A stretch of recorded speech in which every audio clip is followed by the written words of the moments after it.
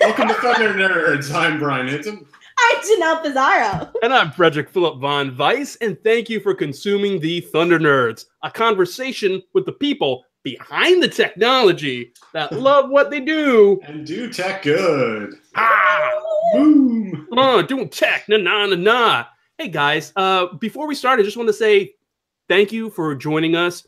If you like the show, please go to iTunes and give us a review, write a little thing, put a few stars if you like. That'd be super cool. Oh, I just did what you did, Brian. Did you hear that? Especially if you love Frederick's tie right now, because it is giving me life. It's a nice bow tie, right? It is amazing. And I didn't know they sold Dr. Seuss hats, too. That's an amazing hat you're wearing. Well, thank you. I appreciate that. And go to iTunes and subscribe, please. We're looking to get at least 500 subscribers by Christmas.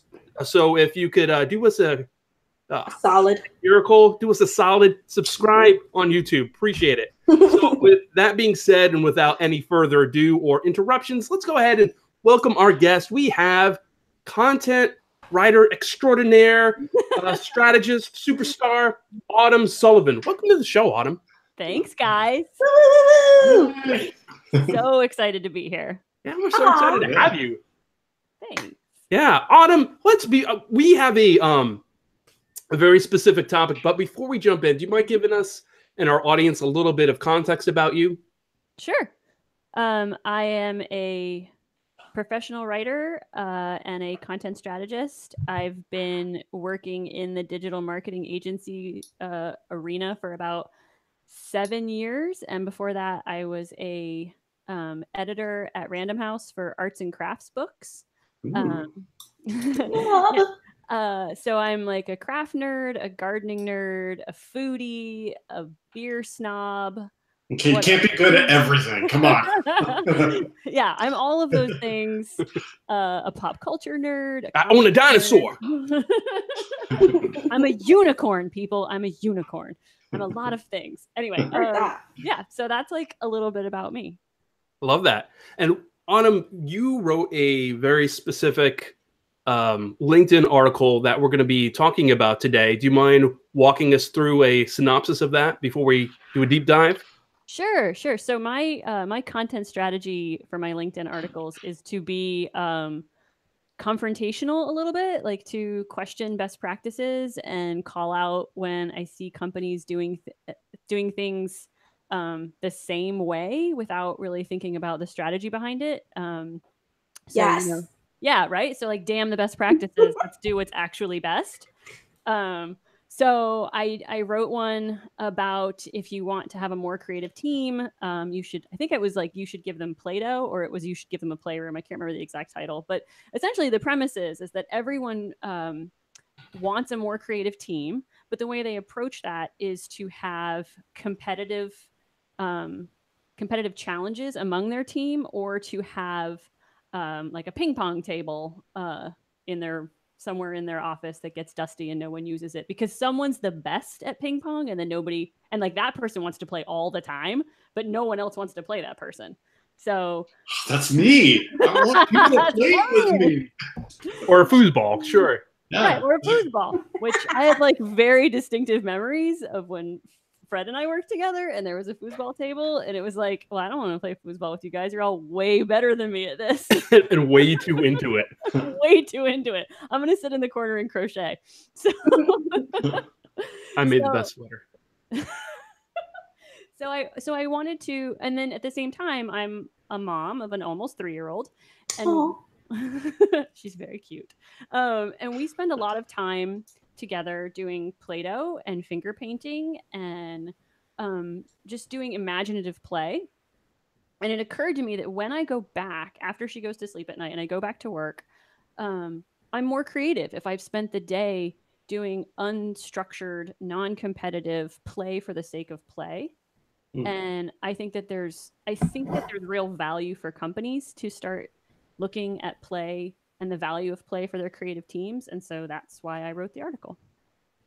Nice. Okay. So have you had an experience that turned you off? I know you said you had a good experience. Like, playing with your daughter in the playroom and finding the creativity there. But did you have some kind of bad experience that also might have led to this article in your head, to these thoughts to germinate? Like one specific thing? Yeah, so this is gonna go a little dark for a second, but I'll try and keep it light and short. We go macabre here. It's all right. So yeah, so I'm known for not being competitive. I don't engage in anything competitive really, except for with myself. I'm fine like tracking how fast I can run a mile, but I don't want to race somebody. And the reason why is I had a sore winner, sore loser husband, my first husband, and it kind of just took all the fun out of competition for me. So I just no longer get a lot of joy out of beating someone else at something. And it's so easy to beat everyone, right? Right.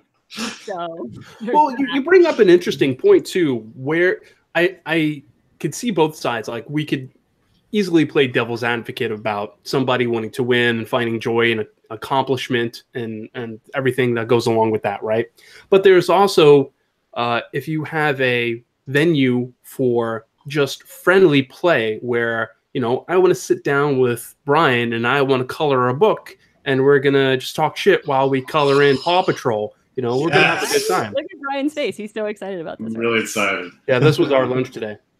So that's actually a great point, because my whole premise, and I actually had a really good conversation with the chief technology officer at Big C, which is the agency I work at. His name is Zooey, and he was talking about the positive aspects of competition, of competitive play. Mm-hmm. And I was very quick to point out, I'm not against competitive play. I'm just for non-competitive play. And it's really interesting to me that people who tend to enjoy competitive play instantly see my stance as a us versus, and I'm like, that's exactly the problem. That you are thinking in competition. Someone has to win and someone has to lose. And what I'm saying is both of these things are equal, but we only invest as adults in one of them. So you cite something pretty interesting in this first point. Do you want to dive into that a little bit? Oh, sure. So one of the points was the American College. I'm actually going to read the quote. The American College of Sports Medicine found that non-elimination physical activities, so like non-competitive sports games, increased overall physical activity in children. So that's like one study. When no one loses, people are more likely to participate. So that's like one benefit of it. And the other one is the Pediatric and Adolescent Medicine Association has a study that showed the importance of free play. And so they say it promotes intellectual and cognitive growth. It promotes emotional intelligence and benefits your social interactions. And it also helps you solve problems. So that's like when you look at small children, anytime you go out on a playground and you watch kids who are like under the age of 10, they will spontaneously create an entire world and play very, very naturally together. And they solve problems. They work as teams. These are things that we want our employees to do. We want to do as grown-ups, but we've forgotten how to do them just because we no longer do the thing that taught us how to do them as kids.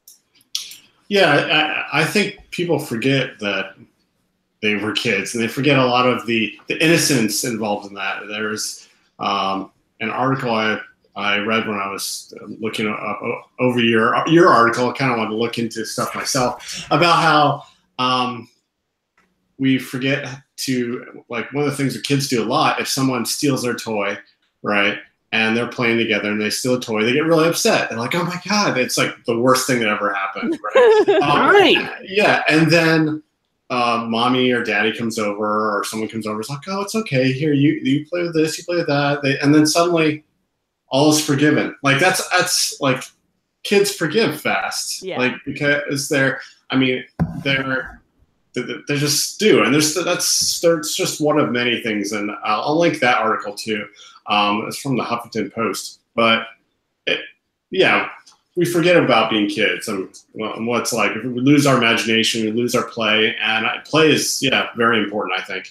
What about you, Janelle? Do you have any insight on this? I feel like as being in a professional kind of environment, I feel like we're all playing in the movie Dodgeball. Like if you could dodge a wrench, you could dodge a ball, and so like it's pretty horrendous. That's kind of my opinion on it right now, but yeah, I mean, change my mind, right? Like, yeah, I love dodgeball as a kid, but I hated throwing the ball. I was the one that I just wanted to dodge. I loved dodging the ball. It was fun to me. I'll go back to what I said about playing devil's advocate. I'll go to an example of a company that I used to work at, and Autumn actually worked at the same company, and I don't know if we worked at the same time. I vaguely remember the event, but there was a dodgeball event. Do you remember this, Autumn? Were you there? So I worked there and skipped it. Ah, okay, yeah. So I went to the dodgeball event, and I'm one of those people that really enjoy dodgeball because I love hitting people with stuff. So I had so much fun. It was a great violent outlet, but right. But I understand too that like I didn't care if I win or I lost. I was just there to have fun. To hurt people. You just and to hurt people. Yeah. It was great. Yeah. But besides that, like I didn't care. But that was probably more one of the casual experiences I've had at a company. Mm-hmm. I've also worked at companies where they wanted to do these outdoor retreats, or I'll give another example. We had this. I worked at this company where we had this surprise event, and we were going to go do something as a company, and we went to this place that nobody could know about, and it was a secret. And we all got there, and then we all took personality tests, and the person like told us about our personalities, and we all went around the room talking about our issues at work. And this was supposed to be like a retreat. So it was zero fun. Right, that sounds zero fun. Nobody was prepared. And like the whole thing was set up as a fun event, which it was not. And the entire time you're there, you're probably like, should I be saying this? Is this okay? I want to hit somebody with a ball. And that the whole time, like, and at the end, I felt like I really do need to hit somebody with a ball. Well, yeah. So there you go. There's another example. So but it's interesting because like what if you so the person who set that event up probably had the best of intentions. They wanted you guys to come together. They wanted you to feel more like a team, and feel like you trust each other more.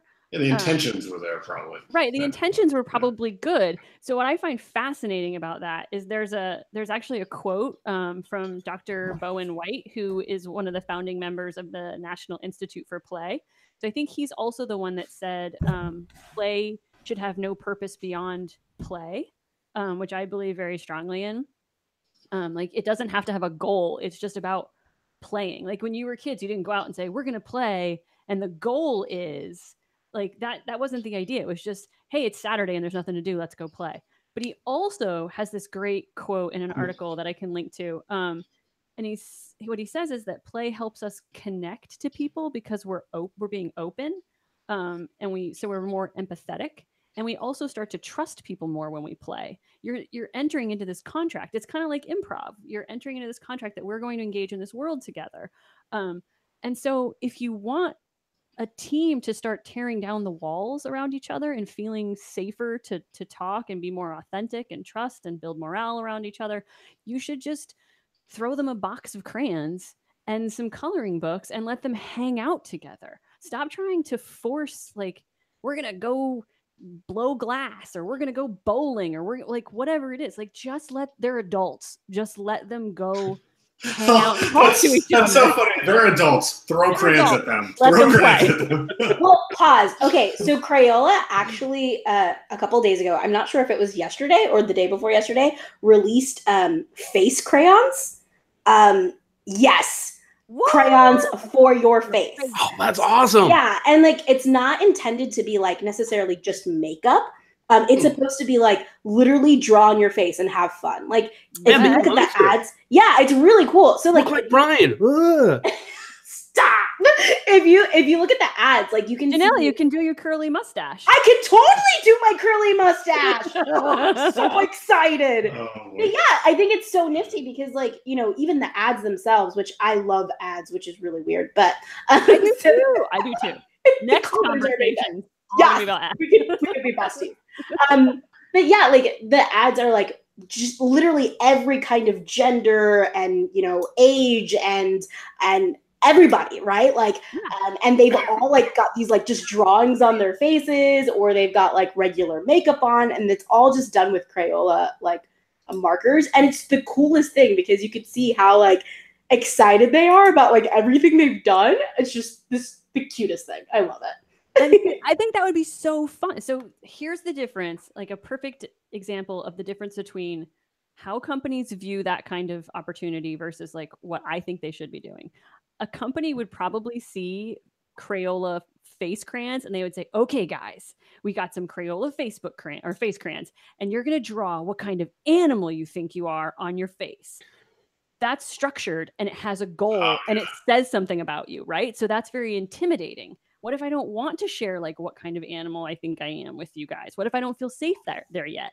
But if you just hand me crayons and say, hey, decorate your face, like I can do that. I do it every day before I go to work. So.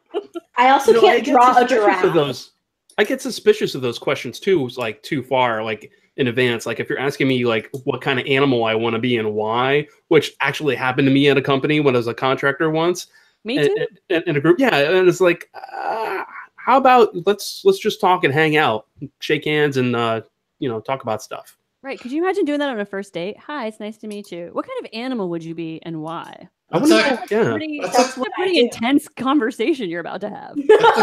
That's a common interview question too. Like, I've gotten that interview question before. Like, what type of animal would you be if you were an animal, and why?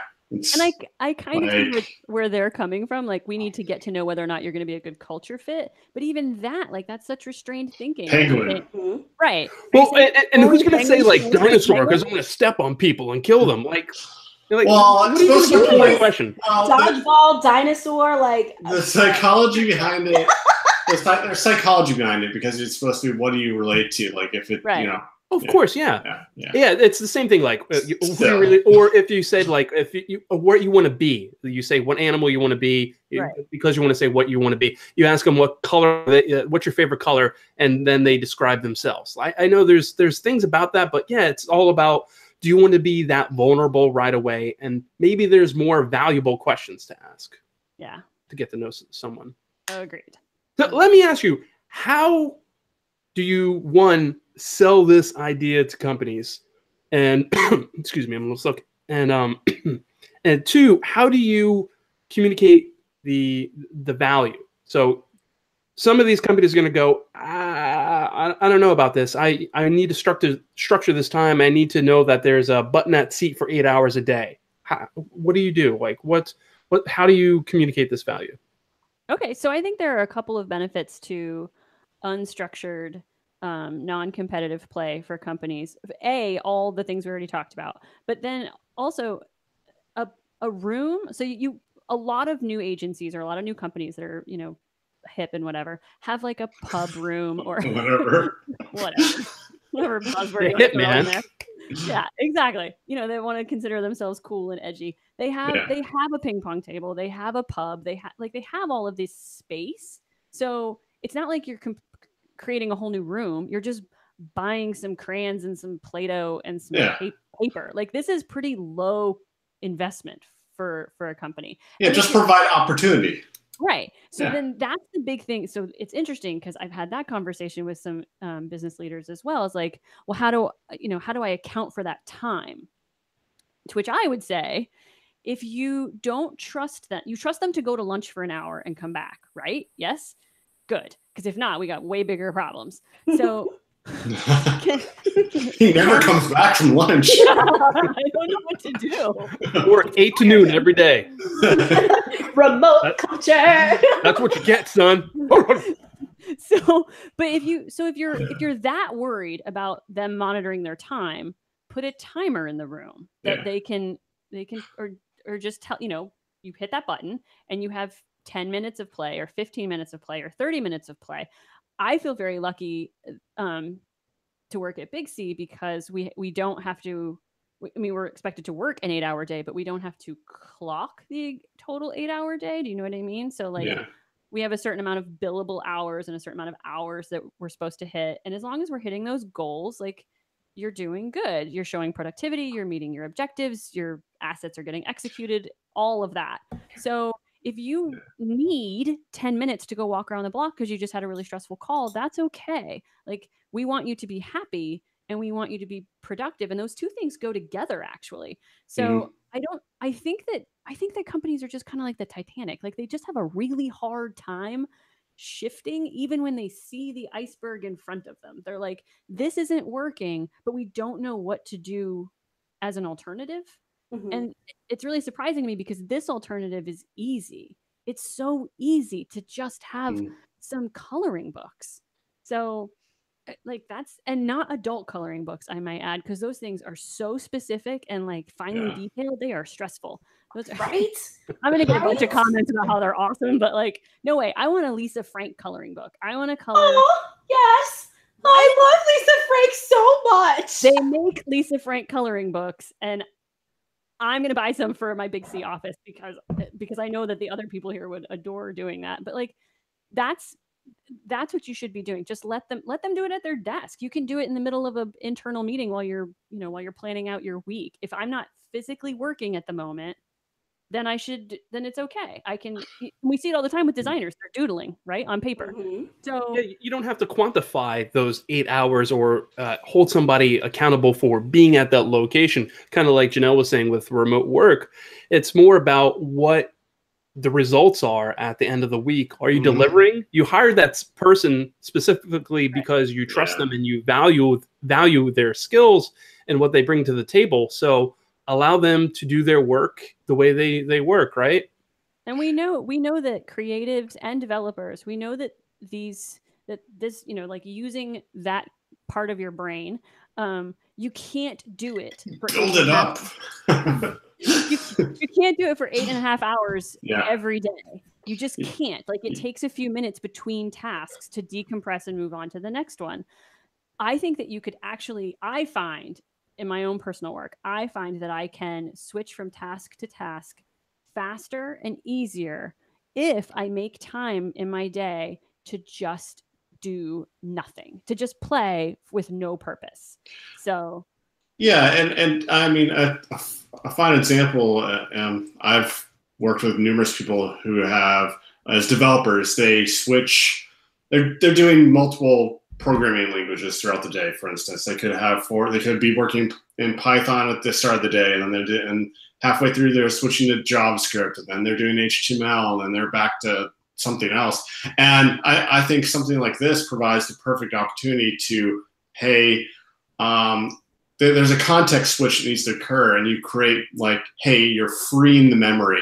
You're releasing all that you had in your head, letting it go, clearing the cache, exactly, and then able to jump right into the next task. And you've spent that time to kind of okay, that's stuff.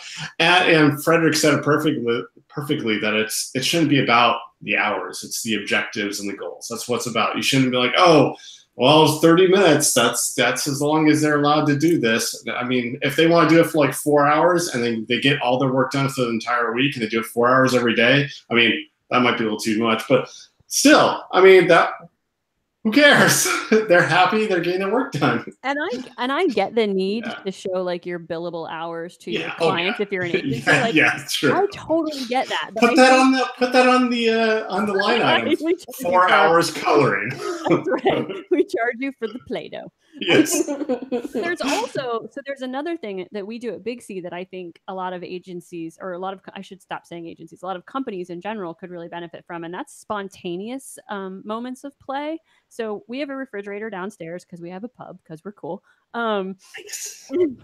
There's a whiteboard on the refrigerator, and I think it's one of our project managers, but I don't know because it's never discussed. But she puts little games up there, like, swap one letter from this movie title and ruin the movie. Yes. Right? But we don't all come together as a group. We just walk over to get our water or our drink or whatever. Someone's phone is ringing. It is not mine. Not mine. Oh my god, that's mine. I was like, whose phone is that? I was like, who would have their phone going off? That's my take Advil alarm. Sorry. You can take some Advil. It's the Yeah, cold syrup. I've been feeling very well. It's a good alarm though, but yeah. Anyway, yeah. So like it wasn't a company initiative. It's just part of who she is as a person and who we are as a company. And it's not like we all come together and do this together. It's just when you go to the refrigerator, you think to yourself, Dawn of the Dead, Lawn of the Dead, and then you walk away and you had this wonderful moment of like, eureka, and then you go back to your desk and you just feel a little bit happier about your day. Chuckling at your brilliance. I did such a good job with that one, guys. Go check it out. But we do stuff like that. What's the best pun you ever heard? And it has nothing to do with it. It doesn't have anything to do with work, but it breaks the cycle. And so when I sit down to do content strategies for several clients over the course of a week or two, if I have those breaks, I'm not rinse and repeating the same inbound marketing tactics. I'm able to really think outside the box, and truly I'm able to like look at that client and say who they are, what their objectives are, what have I read recently that is associated with this, what podcasts have I listened to that aren't marketing podcasts. That's another thing. I think that we need to read more fiction. I am so tired of people in business touting the business books they've read every year. Oh yeah. Stop it. What's the last fiction book you read? Because if you call yourself a storyteller, I'm going to get on my high horse for a second. If you call yourself a storyteller, you should be reading real stories, and stories are fiction. Like the best stories of all time are fiction stories, and they're told over and over and over again, but they're amazing. There's a reason why they're called the classics. Not all of them. Some of them are problematic, but anyway. But there's value in fictional stories. You learn a lot from reading fiction, and we knew that when we were children. But then when we get older, we think that reading should only be for educational value. And we forget that there is educational value in reading something that isn't technically historically true. And there's pressure too from others in the industry. Like, you haven't read that book? Oh, I know. You haven't listened to that podcast? You watched that movie? The actuallys are so real. Well, actually, I hate this. Well, actually, you should read that. Like every good developer / designer / unicorn knows how to do that and read that. And like that's like the Bible, right? I just can't. Like I have so much time in my life. I don't have enough time to read boring, dry books. So if you're going to write a business book, it better be so fun and so good. So like I love Unmarketing by Scott Stratton and Allison Kramer. That's a business book that I read cover to cover, laughed my butt off, loved it. But it's got to be that level, or I'm not going to, or I'm just going to listen to a podcast, which takes 30 minutes or 50 minutes, depending on the podcast. But like, I just don't like, you only get to live one life at a time. I'm not going to bother myself with boring, dry business books that are repeating the same thing chapter after chapter. Like, yeah, dude, I get it. I get what your premise is. Can we move on now? There's a podcast called Happier by Gretchen Rubin. Check it out. I love her. She's amazing. And she likes to talk about like how to be, happy, like how to live your best self, how to just be a human, or like how to just, not be a human. Like how you're just like, you know what, I'm done. This is how to be a giraffe, right? Yeah. Like I'm going to be a giraffe today. Done. Like, and one of the things that she is like a huge lover of is reading books. She says that she's a weirdo and she likes to read books that are children's books, quote unquote. Yeah. And she started a meetup group that is like, hey, okay, I think I'm the only one who's going to do this. It's just going to be children. I'm going to read children's books, right? It's fine. And then, it ended up having like 30 people show up on the first one. Awesome. And then the next month, she had a meetup and, 60 people showed up. And then the next meetup, it was like 80 people. And they're all reading like kids' books, like kids, chapter books. And she's like, it's the best thing ever because we're all talking about, these 11-year-old problems about like magic and wizards and like all of these cool things. And I think, there's a lot of value in that too, because I mean, she's amazing. I think what she didn't realize, but she actually formed a Harry Potter support group. I think that was the first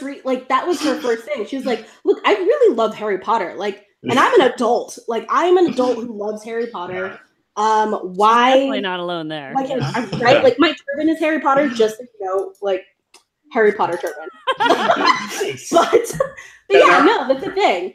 Yeah, they're on HBO right now, and it's funny because last night I was like, Rachel, my partner, was like, I have to watch some of these because they're going off of HBO at the end of the month. Are they? Yeah. I have to buy all the Harry Potter. It's true. It's so true. That's funny. Hey, what about also the fact that more and more companies are going remote friendly, fully remote in some cases, and people might not find the everyday going to the office as attractive when they could do that. Or, you know, if they work at some company for X and they could work at some company that is anywhere in the country for Y, and Y is better, and you get all these benefits of being able to work in your pajamas, right? Yeah. Like, how do these companies that are brick and mortar compete with that when they are not staying current with these kind of psychological benefits? So I think that actually answers the question. Like, you have to start staying ahead of these psychological benefits. Like, you have to start paying attention. For example, at Big C, we can work from home 1 day a week across the board, and they're, you know, kind of flexible if you have children and your kid doesn't have daycare and that kind of stuff. But like, the standard is you can work from home 1 day a week. But what's fascinating is that I actually enjoy coming into the office more than I enjoy being at home. I so enjoy the atmosphere that I'm in. I feel like I tend to have moments of spontaneous conversations with the creative director that I wouldn't have on Slack, you know, in the same way. Because Slack, I feel, it's an interruption in my day, right? As opposed to this very nice person that I'm friends with who walks over to talk to me. That's a nice interruption. I want to have that conversation. And then we come up with some new way to approach a homepage design. So if you create a culture where people want to be in your office, then that's your differentiator. That's your business benefit. You want to come here. Yeah, we have a ping pong table, but it's dusty. We don't use it. But like, this is what we do. We we be awesome. We're funny and we're fun to hang out with. And that none of that is like forced. It's just who we are. That attracts people. And the other side of that is, if you are a remote company, then just encouraging your team to seek out those kinds of personal fulfillment opportunities. Like, hey, we're going to do stand up on Slack, but before that, like, we encourage everyone to do 5 minutes of yoga, or we encourage everyone to go, you know, paint a picture, or like whatever it is. But letting them know that that's something that you value as a company. So then because the beautiful thing about unstructured play is you can do it by yourself. It can be alone time. And that's actually really powerful too. Sometimes it's nice to just break away from the team and go do something on your own. So you can be a remote employee and still get the benefit of doing non-competitive unstructured play. And you can be a remote company and encourage your teammates or your team members to do that and get all the benefits for your company as well. Do you mind giving us some of the real world examples that you have? Obviously, you have a company that you work for that provides that. Do you mind sharing? And can you share some of those like actual examples? So we have our refrigerator games, which are super fun, and then which I love. But then we also, our creative director Adriana started 5-minute daily meditations. And so it's not technically play, but it's the same kind of thing. It's like, it's 5 minutes to not work. It's obviously non-competitive, and it's I don't know. I meditate better than you. Yes. But I mean, it's been transformative, at least for me. And I see members joining Some days there's a lot of us, and some days there's just two of us. It depends on what you need and how you feel that day and what your workload is. But I get so much value out of taking 5 minutes and sitting quietly and remembering to just let go, not think about work, and just focus on my breathing, or just I'll try and like recall what my daughter looked like as a baby to try and do like real memory recognition for those 5 minutes. And you just walk away, you're in a better mood, you're just refreshed. So those are some of the things we do. We also, we do fun Fridays, and our fun Fridays sometimes are competitive play and sometimes aren't. Sometimes it's just hanging out. Sometimes it's going to a brewery. So we just take time to be friends, and to be real, authentic friends with each other, not like that's my work friend. Like there's a real difference. Do you think a lot of this is like also about the work-life balance? The fact that companies need to realize that, hey, they're your employee, but they are a person as well, and they have needs as well and wants as well, and it's good as a company to cater to those, to satisfy those, to help involve yourself as a company in your employees as people, not just as a cog in the machine. Yeah, 100%. Because when you treat your employees like a cog in the machine, they wear out like a cog in the machine, and you have to replace them. But when you treat them like people, they last like people. It's pretty simple. It's pretty self-explanatory. But the other side of it is we know that companies they are now accustomed to people kind of being always on, right? So like I have Slack on my phone. So I can be like reading my daughter a story and I'll get a notification. I'll look over and it's Slack, and I know my work needs me. So I'm not going to answer right then because I have work-life balance and I really want to finish reading, Little Blue Truck to my daughter. But as soon as it's over, I am going to go, I am out of work hours. I am going to go look at that. Because it's important to me to stay, like that's who I am. It's important to me to meet my clients' needs. If they need me, I'm going to be there.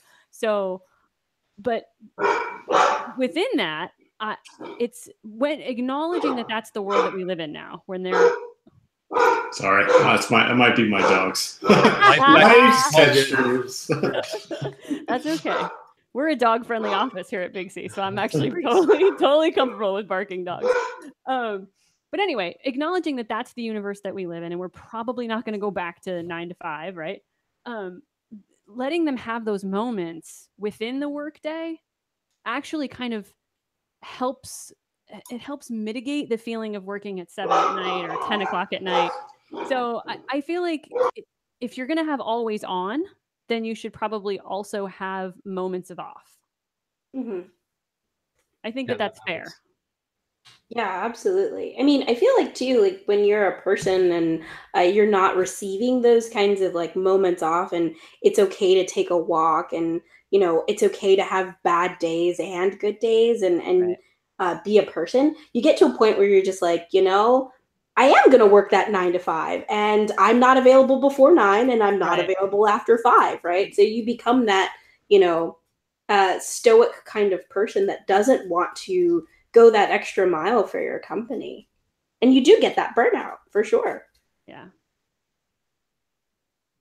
So how do we go about selling this, promoting this to companies that we work for, or companies that we are the main person to help communicate the value of this to the culture? So that's a great question. So here's what I am doing. I have made it my personal mission because I feel like this kind of philosophy doesn't require a lot of buy-in. It doesn't require a team. It doesn't require structure. It doesn't require an agenda. So, for example, at Big C, we have a initiative called Ship It Day, which is coming up in August, where we do 24 hours of some kind of project. So like one team will build a website that they really want to work on, or one team did a wall mural last year. One team built an old style video arcade box. It's very cool. So all like whatever you want to do for 24 hours, like just create for 24 hours. So I'm going to make a playroom for Big C. That's one of my projects. I'm going to get some Lisa Frank coloring books and some face crayons now that I know they exist. Yeah, I need those. And and some puzzles that people can do alone, as well as I think having a giant puzzle. This is like a goal of mine, to have a giant puzzle and get a fishbowl with all the puzzle pieces in. And if you need like 5 minutes to be alone, like you can just go over and like work on a puzzle. And even if you only get one piece, like that's cool. Even if you get no pieces, like you went over and stood by yourself and you just had a moment to decompress. So I'm just gonna make that space. And I think anyone can make their portion of the office a safe space for creative play. Like you can just say like, oh, I'm cool with that. Here's some markers while we talk. You want to like color while we talk? Because coloring's cool, right? Or here's some Play-Doh. You don't have to do anything with it. Just squish it between your hands. It's like a stress ball, but better. Smells so good. At work, so fun. At work in the UX UI team office, we have a cracker tower that we're working on. That is awesome. I love that. Is that made out of crackers? It is. I can't tell you how much discipline it takes for myself to not walk into Brian's room and just go. But he does. He keeps taking them. I noticed they keep going away. Wait, what kind of crackers are these? I'm really interested. They're the cheese peanut butter ones. So so good. Yes, it's hard for me not to eat them as well, and occasionally I will grab one. But I know he's taken. I've taken two. I feel like for me, like it would be like Jenga, and I'd be like, I'm gonna grab it. Say that. Yes, of course. Yeah, I just want to dive into it. That's mine. It's pretty sturdy though. We had a coworker come in and like kick the table numerous times trying to knock it over. No. Nothing happened. Nothing. It was pretty impressive. Nice. Shame on your coworker. That's right. We're getting really close to the end of the show, and we got a lot of questions to jump in at the end that we're going to be rounding off at. But before we jump into the ending segments, Autumn, do you want to close this section, if you will, with anything?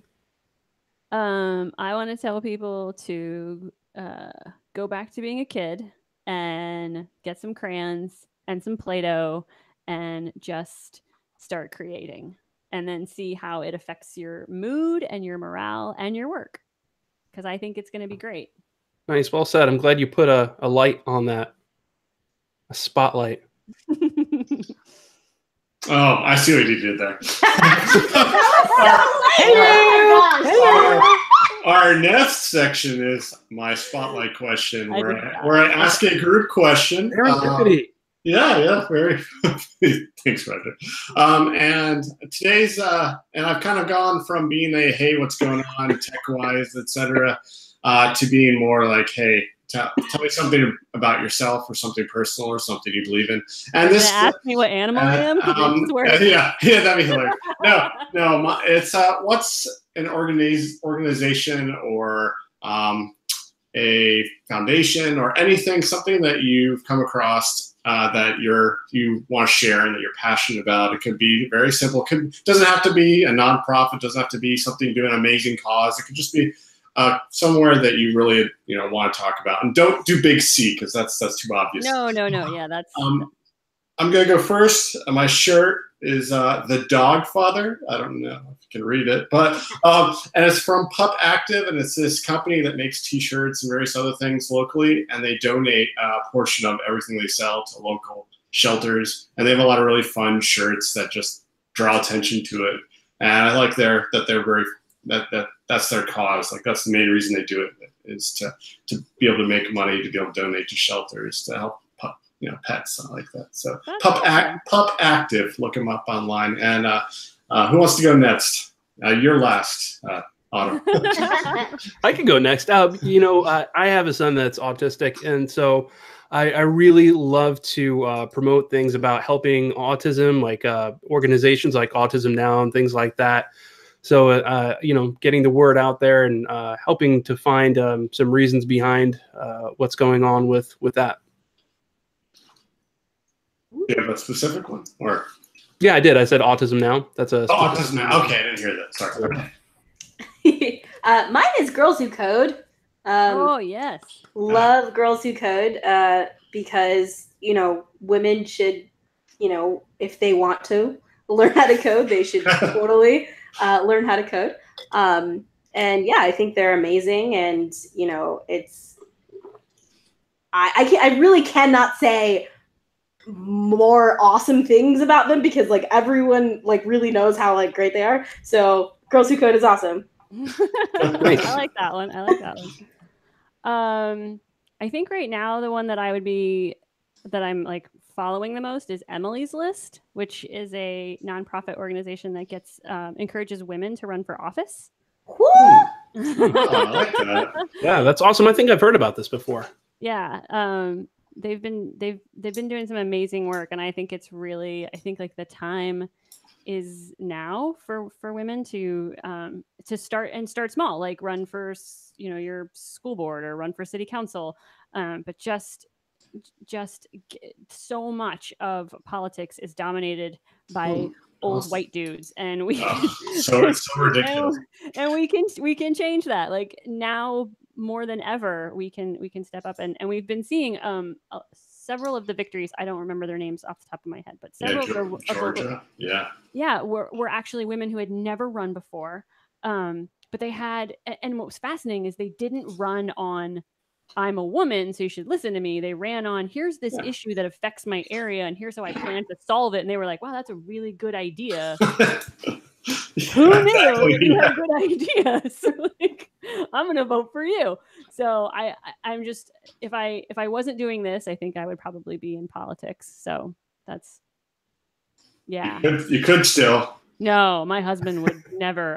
He would leave me because he would be like, I can't be in the spotlight, baby. Oh yeah, I get that. I get that. That's awesome. Yeah, he doesn't want to be Melania. He doesn't want that role at all. So you go for all the way president. Oh, I see. Why not? Go big or go home, right? We should totally tell Mina about this. Mina Markham. Oh yeah. Yeah, I think she would really love hearing about Emily's List if she doesn't already.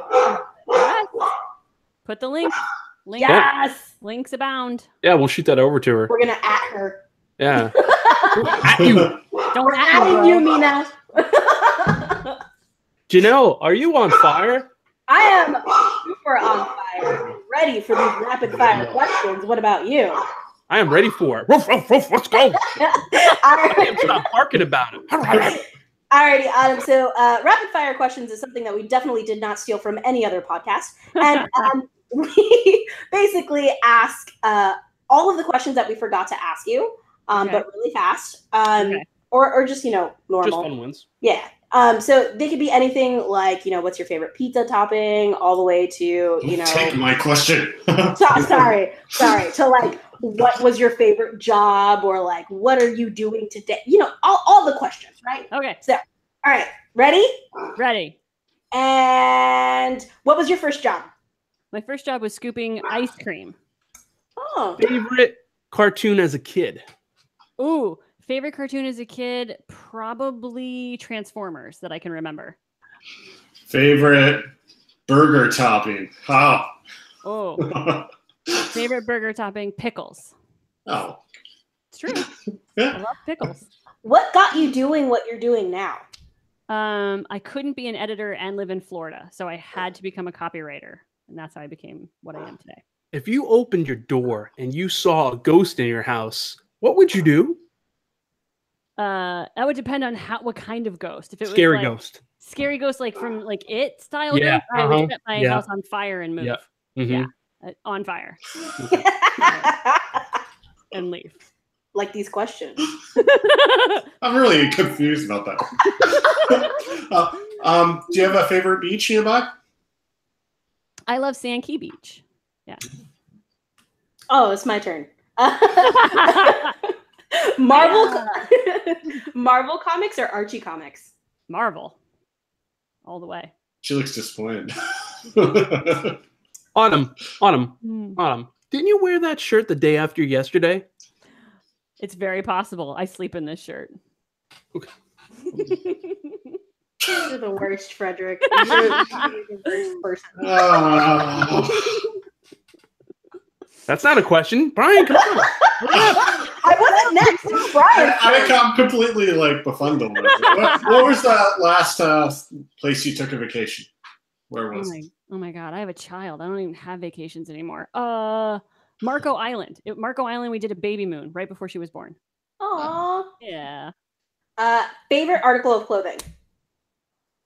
Oh, favorite article of clothing. I have a black maxi dress that I could literally live in. Yes. What was that? This is my like drag queen style. I agree. See, yeah, I feel you, Janelle. I knew what you were doing. It was cute. You know RuPaul. You got this. Oh, yeah. I'm all out of rapid fire questions, so I'm good. Yeah, I'm done too. On a scale of like 100 to 100, how much do you love RuPaul?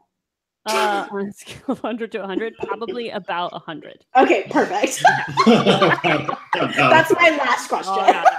Autumn, we're just about at the end. Do you have any final words for our audience on either the subject or anything that we talked about? Any kind of words of wisdom that you want to benevolently bestow upon us?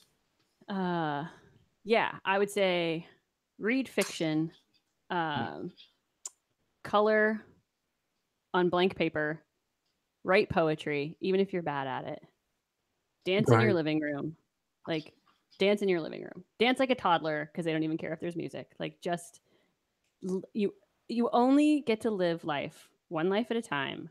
You have to work, but that doesn't mean it has to be your whole life. So try and find your work-life balance.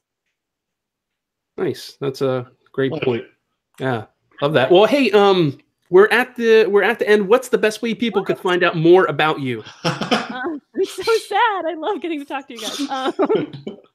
I feel like I have a new bestie in Janelle. I'm feeling very close. I love that. I'm feeling very close right now. So I would say follow me on Twitter is probably the best way to stay. And what's your handle? It's at the Autumn Star. It would be because that's yes. That's my website too, but my website's currently being built, so like don't go there. But We'll link it in the show notes.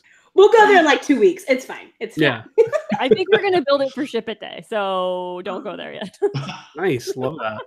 All right, well, hey, Autumn, we're at the end. So, man, thank you so much for being on the show and providing a little bit of context on this subject that definitely needs more enlightenment upon it, and providing us some really good takeaways. Thank you so much for having me. And if anyone actually takes my advice and starts doing like creative, unstructured play in their company, please send me a photo on Twitter because I would so love to see some of this like coming into fruition.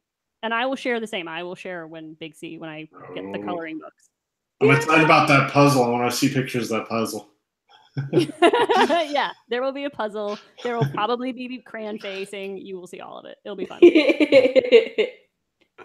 All right. #crayon face. Thanks, everybody.